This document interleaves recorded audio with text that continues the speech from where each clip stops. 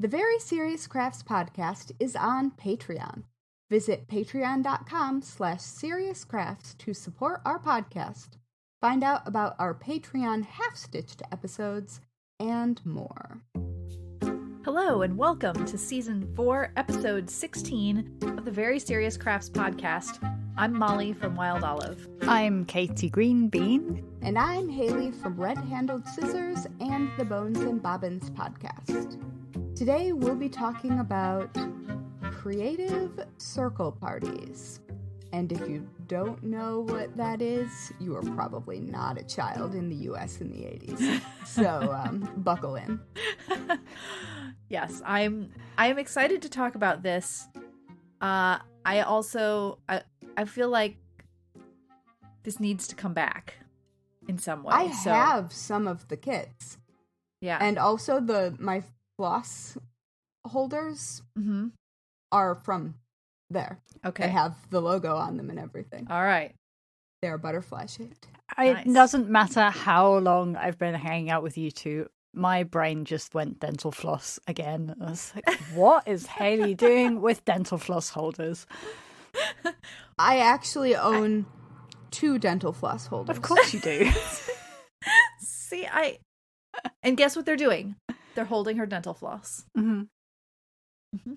Yes. Anyway. That is what they do. Yeah. They're refillable. Naturally. Well, otherwise, why would you even bother? I agree. I don't know. Yeah. Anyway, before we jump into actually talking about the subject of our podcast for today, let's give a shout out to our very serious friends of the Very Serious Crafts podcast who are supporting us at patreon.com/seriouscrafts. Many thanks to everyone who helps make this podcast happen. You're the best. We appreciate you. Thank you so much. All right. So creative circle parties.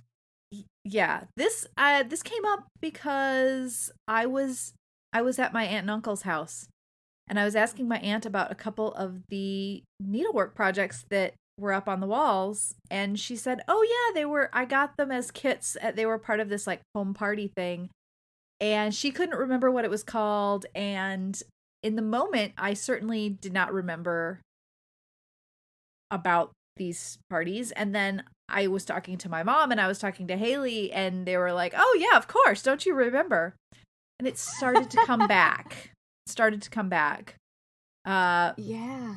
These were it. If you're having trouble picturing it, it's basically like Tupperware parties, or makeup parties, but with crafting projects, like packaged crafting projects. So you're buying an entire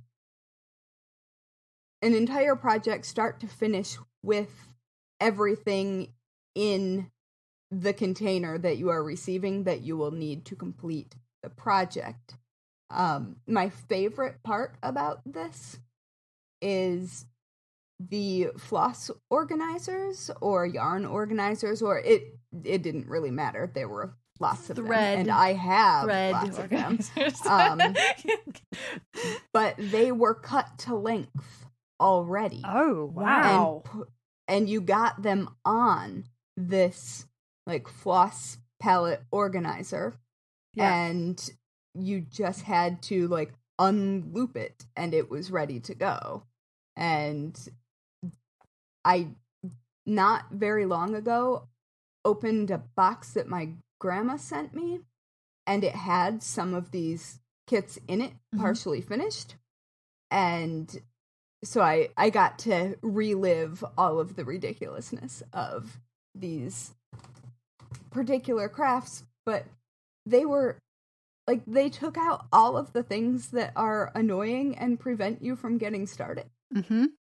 This sounds perfect. So I don't have a context for a thing like this. They may have happened in the UK, but they're not part of my frame of reference at all. But they actually sound like a really great idea. Yeah. I mean, I think if given the way that kits, I think, have really seen a resurgence. Crafting kits have had a resurgence. I write books with them. Yeah, I think that it makes good sense, especially for people who might want to try something a little bit different, and they aren't, even being able to go to a party and see these things in person, talk about them, hear from people who maybe have tried something similar and could encourage you in that way. Like, it's a good idea. So is that... Oh, they've got some on Amazon. Is that how it would work? Would there be like a... I'm struggling for the word, so I'm going to say ringleader. Somebody who is... there is a party host. A host, that's the one. Yeah. Host and ringleader. They're similar. Similar. You would go over to somebody's awkward living room and eat awkward snacks. Yeah. And then it was just understood that at the end of the night, you would buy something, even if it was just a token, little something, because that's what you do when you're trying to support your friends who are trying to sell you things. So you would go to the party to buy the kit. You wouldn't go to the party to do the kit with a group of people. Oh, no, it's like, I think Pampered Chef is one that I'm less happens excited right now. now. That is... But you could have a follow-up. I think that should be required. Because the way that it would work with most of these things, and I assume this is true in this case as well, is that you wouldn't actually go home with your kit. You would see some things and you would order it, and then it would come to you afterwards. Does that sound correct to you, Haley? Yeah, that's right. Because you wouldn't... I think this was sort of straddling the time before or between when you would have to buy all of the product, like as a buy-in to the particular scheme. So I think, like, my grandma sold Vivian Woodard, and so then that's makeup. And so she had all of it, and I think you could buy it from her at parties, and I think that's often how it works now, but for a while it was more of an in-person introduction to mail order. Mm-hmm. Yeah, and that's, so, I mean, Mary Kay still works like that as far as I understand, based on the last time that I had interacted with my local Mary Kay lady. But my parents sold Tupperware. Same kind of idea, though. You would have a set of things to show, but then you would also have like a catalog and people who were knowledgeable about it, and then they would you'd place your order. And I think, a lot of times the idea was like, if you might have a host where it's at their house, and then you also had the people who were technically, they're almost like sales reps, but not really, but and they would, if you were they're hosting, like the next level up. It's a pyramid scheme, just to be clear. Yeah, absolutely. But it's a harmless, like the legal kind scheme, but it is one. The whoever was the host would get an item just because they've hosted. Yeah. So in the Tupperware world, it was some Tupperware. Small Tupperware, or sometimes I think that there was like an appliance, like a small appliance, like that, like a slow cooker or something that I can't remember. But I got a slow cooker for opening a bank account in college. I remember those days. The weird things that they had as gifts for opening a bank account. It was between that and a toaster. There you go. I don't know. I think I would have gone toaster. But anyway, okay. I already had a toaster. Oh, well then, okay, fine. Then you made the right choice. But yeah, I mean, I Googled creative circle parties, and naturally I found actually a lot of vintage kits. eBay is filled with them. And there's a lot of different types of kits that they have. I was amazed. I haven't ordered anything yet. I'm gonna go and Google this now. I had forgotten how much crewel embroidery was in them. All of the things my aunt had were crewel. Yeah. Yeah. And I think that was probably the most common at the time. It's the one I remember most. Yeah. Well, if you think 70s, 80s, that was a popular Oh my goodness, thing. there's a wreath with a raccoon on it. What? I'm buying it. Where did you find it? Rascal Raccoon Cruel Embroidery Kit is what it's called. I found it on Amazon. Oh my goodness. All right. Well, now we're going looking for more things because it's a Christmas wreath with a bow and a raccoon, for reasons unclear, like peeking out from behind it. I could put a link in the chat, which I will do right now. Okay, we're gonna have to see these things. All right, I put the link in the chat. What? People are throwing things around at my house. It sounded like really dramatic broken glass. I think it was just something metal, but oh my gosh, that's adorable. Isn't it? Don't you want to do it? It's really different than I expected. That's like actually I think cute. It's practically Bargello. Yeah, it really is. Because it's on like the border certainly is. Yeah. Or the background, rather. Oh my goodness. Yeah. I'm going to add it to my cart. I'm not going to pull the trigger yet. Wait until you've had your Xanax later. You're not wrong. Most of my best purchases have been made by way of Xanax during the pandemic. I found a really cute one of a house on eBay. It's nice, actually. Well, and that's the thing.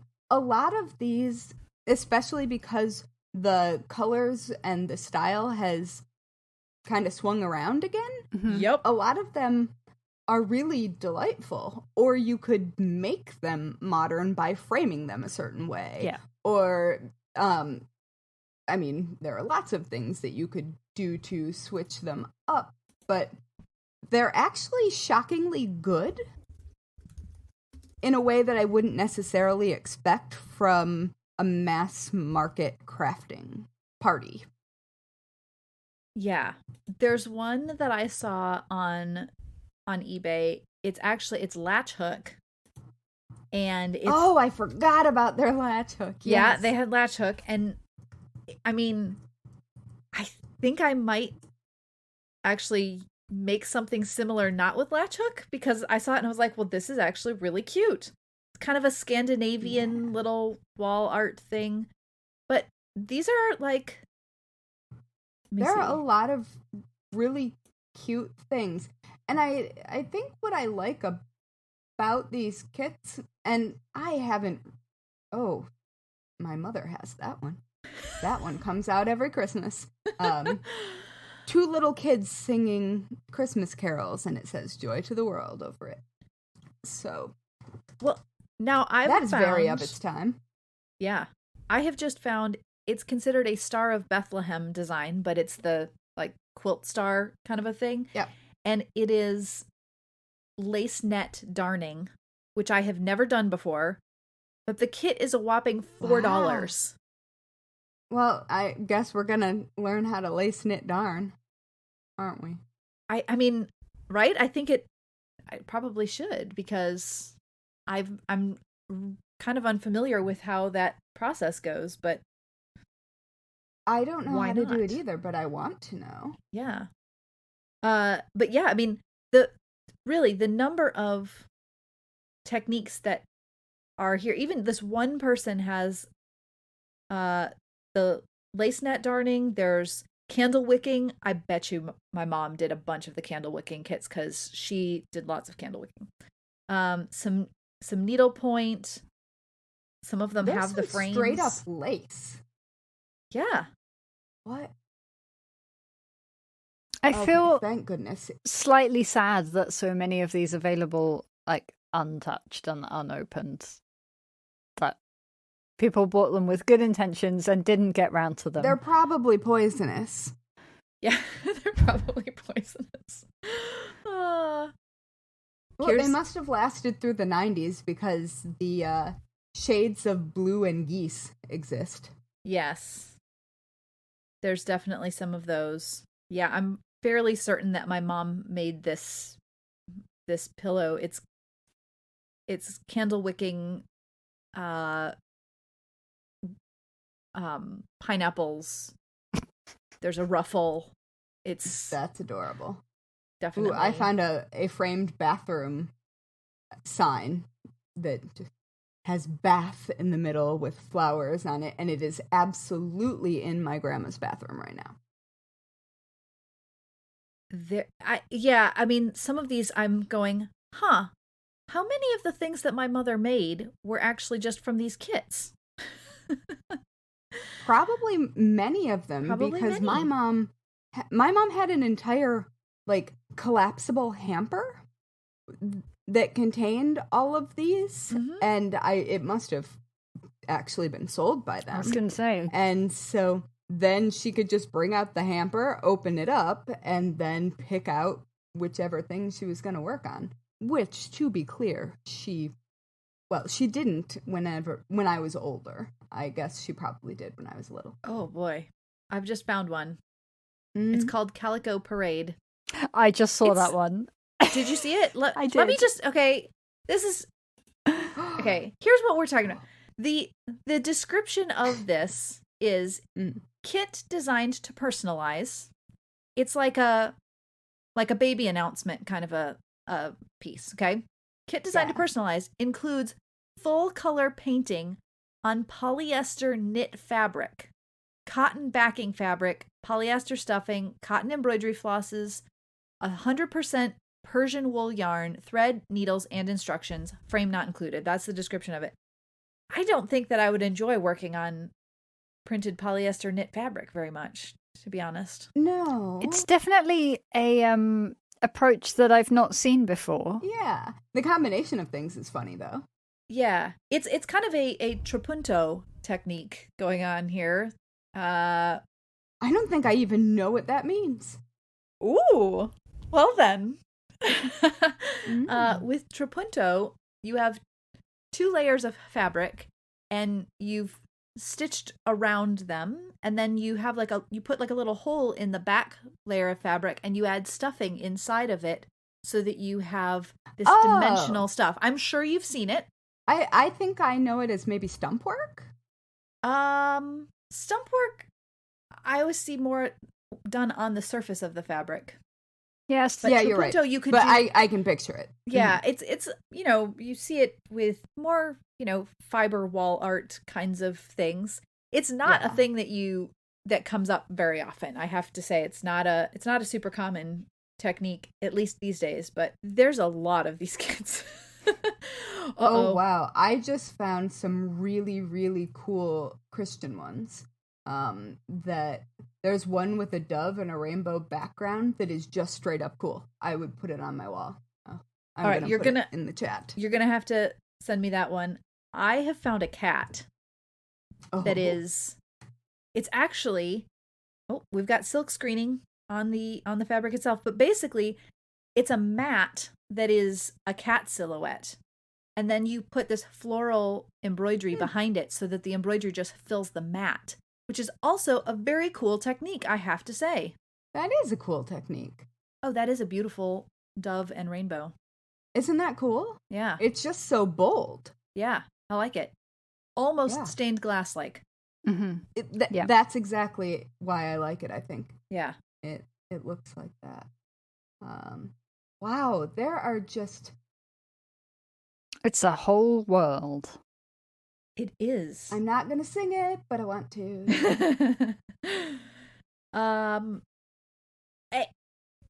But here's the thing. So when you look at these, I found monogram rainbow mushrooms. They sound amazing. There's please put them in the chat. Okay, let me. Because they sound like something I might need in my house. You know what? Okay, this is disappointing. They are not together. There's a rainbow, there's a monogram, there's a mushroom. Oh, It's less much excited. less exciting than I thought it was going to be. I mean, you could combine them. Mm-hmm. You could, but Why not? Oh, much less exciting. there! I just found Christmas ornaments that I have in my tree ornament box Perfect. right now. A little snowman, Santa. For some reason, a panda bear playing a saxophone. Naturally. Rocking horse. Yep. Oh my goodness. Here's the thing. When I think about these kits, and again, you see them and it instantly invokes an era in your, I mean, it's like you can picture all of these things. You right down to you can almost imagine what these people were wearing when they came to the Creative Circle parties, right? Like what their eyewear looked like. Very specific living room. Yes. In very specific shades of brown. This is like, definitely. I imagine it happening in my grandparents' living room, with, yes, the brown area rug and the sofa. I can picture the sofa. Yeah. But the thing is, again, I could picture this happening now. You could bring this to now. Well, you absolutely could. And I mean, lots of people are selling kits. They're very popular. It's just that most of the time, I'm not sure how you would do it on this scale. And I think it would have to be on this scale to work. Yeah.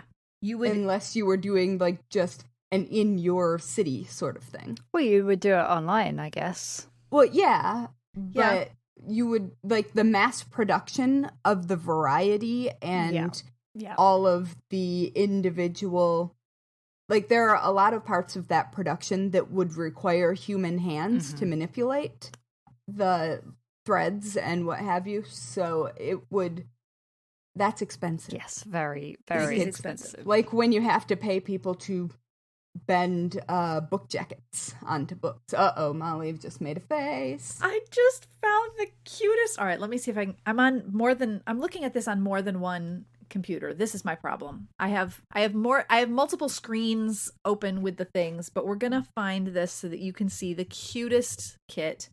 But ooh. I was thinking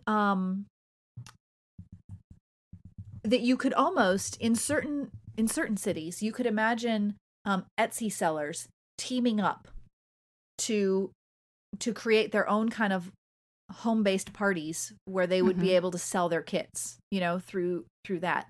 There's weirdly that would be fun. Maybe it's just pandemic talking, but I would go to those. And I would go to those if there were specific, like a specific selection of kits there that you could buy, and then the other half of the party is hanging out and starting. Yes. Yeah. I would be very up for that. Yes. Molly, I'm sending another one in the group chat that is stained glass. Okay. Looking. Oh, okay. I was literally looking at the same gingerbread house that you just said. I have it open right now. I really like shopping with you all. Yes. I don't know if our patrons are going to be as into shopping with us, but we are going to share the links with you so you'll know what we're talking about. Yeah. Oh, my gosh, go down this rabbit hole. I think that this is like the Creative Circle whole thing is this is special, and I'm definitely gonna have to get the stained glass nativity ornaments. Stained glass one is adorable. Isn't that cool? It's really cool. Mm-hmm. Yeah. So if you are listening to this and you go looking for it later, it will be gone by the time that you are like, oh, there's more than one available. So okay, yes. I might be able to get this. I think I want to know who designed these. Mm-hmm. They say, some of them say who designed it. I was guessing that because the Jiffy kits that I have, the plant ones, there's a specific, they are marketing based on name. Yeah. Right. Recognition. The stained glass nativity ornaments are designed by Jan Dalton. And I think that is the same person who designed the Jiffy ones. Don't you want to know what Jan Dalton is doing now? I'm Googling right now. Let's Google her. Very serious crafter, and now we're talking. Look, it's 2021, and we're discussing her work. I love it. I think that I have found a photo of her in the 80s. I think that I have spelled the name wrong. Dalton. No, I haven't. I spelled the name wrong too. Hold on. I've got John Dalton, the English chemist, physicist, and meteorologist. I don't think that's who we're looking for. A lot of atomic theory. My goodness. That beautifully is what Jan are for. Jan created some really lovely designs. I'm pleased with Jan's work. Oh, I found a Jan Dalton art gallery. Okay, also, I'm just suddenly realizing that these parties from so long ago, I think she has an art gallery. Really? Yeah, hold on. I'm going to send you the Facebook page. I'm feeling like we are at our own creative circle party right now, and we are we're going through all of the things and just finding delight in them, but this is really what I remember those parties being like, which is kind of fun because it's just everybody going through and finding the thing that speaks to them and oh, look at how sweet this is. And we are doing exactly the same thing in the best of possible ways. Ooh, they did hat pins. Really? I feel sinister. I was gonna say, like, I'm not usually a big I should just buy a kit and do this thing, because I obviously always make it more complicated than I need to, and a kit simplifies things. Too. But there's a lot of these vintage kits that are calling out, like, well, they're just so fun, and they're not things we would necessarily design. Exactly. And I think it would be different if they were things that we would probably design. Yeah. Because, I mean, then we would design them. And there would go that idea. And they're also, I think what's cool is that there are some that really, really look like the era that they were created in. Mm-hmm. Yep. And then some that could just waltz right into my living room. Yeah. There's some are in that very timeless type of look that would absolutely work. Oh yes, I've found the bell pull that I was hoping to find. Uh-oh. I've always wondered why we're all over the place with this kind of topic, but we're going here. Bell pulls. Okay? I never understood. Like, I remember a time when I, for listeners who don't know, I used to work in a craft shop when I was like, I'm going to say I was a kid. I was officially an adult, but I definitely felt like a kid. It was like my first real job.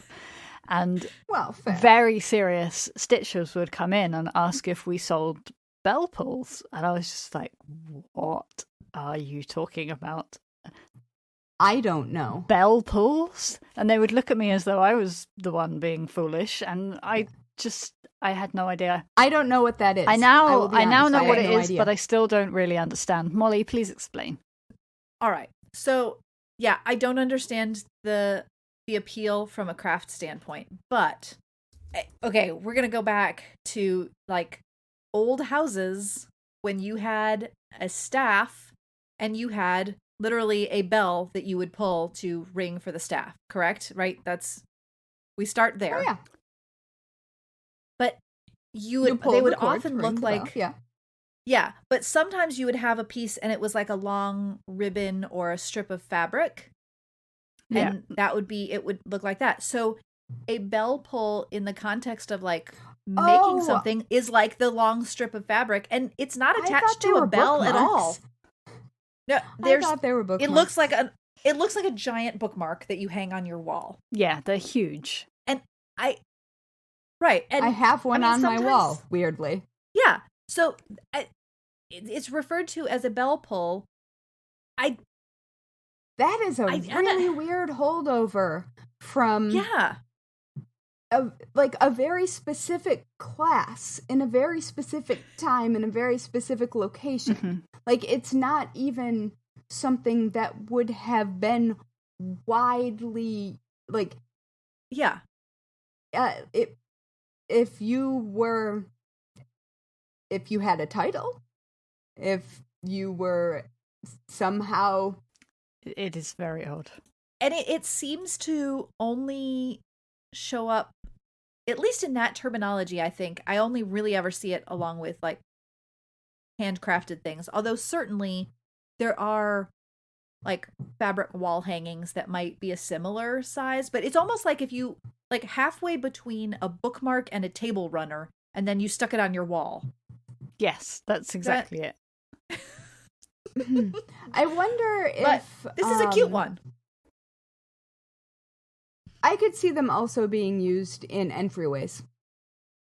Like if you were alerting people that you were coming in.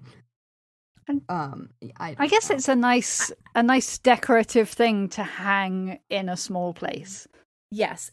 Proportionately, the size is actually... I agree. It makes sense. Yeah. But the idea of a bell pull as a bell pull now is kind of not... It's kind of hilarious. Not really a thing anymore. Yes, it is. So that. Well, I don't even think it was a thing for that long. Certainly not for very many people. But I mean, right. I've seen them, like, and they're thick, like braided cord or like twisted. Well, generally nice twisted.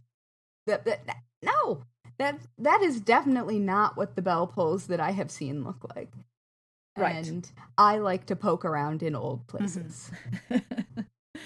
They, probably if you watch enough period dramas, you'll encounter one that looks similar to these, but certainly not with Christmas words embroidered all over them. Yeah. That is just I don't understand. Yeah. I don't need to understand. True. But true. Ooh, monogrammed brooches. Okay. That come with the pin back. I haven't seen any of, like, the really small ones. Oh boy. I will say though that searching for these things has brought up a Lee Ward's kit, which again, Katie, you wouldn't remember this. Haley, do you remember Lee Ward's? I don't know. Okay. It was also context. It was also a craft store, but they had their own branded kits in the 70s and 80s, and there was a Lee Ward's outlet near me. It was the Lee Ward's Creative Crafts Center. And this has brought up another Cruel kit. Again, this is really cute. It definitely has a 70s vibe, but I would 100% put these little flowers and butterflies up on my wall very happily right now. Oh, no, I've been in one of these. Yeah. Yes. I kind of... They are a very specific... I remember those weird velvety Christmas tree ornaments. Yeah. All right. With the beadwork.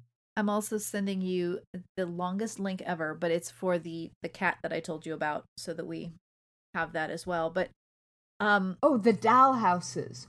I definitely, my godmother, I think, had those. The Lee Ward. Let's see. Like 70s and 80s craft kits. Yep. It's a whole thing, and I am thrilled to have refound maybe this world. I have found a very cute Lee Ward's one, which is felt ornaments of the three wise men, and some spangled camels. Nice. Spangled It is fabulous. Actually, bizarrely, there are three wise men, two spangled camels, and what looks like a carousel horse for no reason I can understand. Ooh, I think I found one that someone probably copied from Victorian art without knowing what it meant. Oh, really? Because it is definitely a traditional hairwork memento mori design. Mm-hmm. And that is, it's labeled as part of a princess collection. Oh. Interesting. Yeah, there's a very specific shape of tree, that a weeping willow, that is doing a very specific thing. And I think that someone saw it and thought it was pretty. And it is pretty. But anyway, wow. I am kind of delighted that we have just gone down this particular rabbit hole, because these are so fun. Yeah. Listeners, if you also have done these or are familiar, tell us about them. Tell us which ones are hanging in your grandparents' hall, because listen. And I guess this is really, it feels like an untouched treasure trove of vintage craft kits. Mm-hmm. Is really the thing that there's really good stuff to be found. So many were made. Yeah. So many were produced, and so many people bought them thinking they would someday make them. Yeah. Yes. So, which is where I just have to make sure that I don't just buy these thinking that I'm going to make them. But there's at least two that I think are coming to live at my house. At least two. So. Yeah, same. But I also have those Jiffy kits for making the plant ones that I got probably in the middle of a similar conversation. Mm-hmm. Mm-hmm. Yes. But, oh my goodness. Katie, you just let me know if there's any of these that we need to have shipped to my house to then eventually make their way to your house. I think I'm going to err on the side of these are really great, but they are not going to get done. Oh my goodness, there's a project bag that is labeled. I'm going to go and look. Delightful. I'm going to go and look. And then, that's the last that I will send. And we will. And of course, we'll link to this. Cute. Yeah. Right? Isn't it fun. Like, it's like cuter pockets than I would have. For if you are listening and you don't have a chance to go look at this, it is a kind of a canvas tote bag. Yeah, it's a regular tote bag. Yep, but it has pockets on the outside which are labeled with the different things that would go in there. So you have needle crafts, hoops, scissors, needles, etc. This is a brilliant idea for a project bag. It's also in a totally appropriate shade of brown. Absolutely. Of course. It's perfect. Yes. There is nothing more perfect than that bag. I feel like I need to wrap it up because I don't think we're going to get better than that. Thank you for coming to our Creative Circle party. Yes. We hope that you buy lovely kits. If you would like to place an order, please fill out the forms on the way out. And thank your host for the lovely hors d'oeuvres. Although I only got a water. I don't know how that happened. Me too, actually. Water and a protein bar. I don't know. All right. But lovely company as always. So yes. Thanks for listening to the Very Serious Crafts podcast. You can follow us on Instagram and Twitter at Serious Crafts and on Facebook at Very Serious Crafts. You can also find show notes and all things Very Serious Crafts at veryseriouscrafts.com. And finally, if you are a fan of the Very Serious Crafts podcast, please leave us a 5-star review on whichever platform you use to listen to podcasts, because good ratings help us show up in recommendations, which helps more people who love crafting find us. Yes, and then we help you find all of the things that you didn't know you needed. Yeah. Yes. So you're welcome. You're welcome, and we're sorry. Yes, and goodbye. Bye. Bye.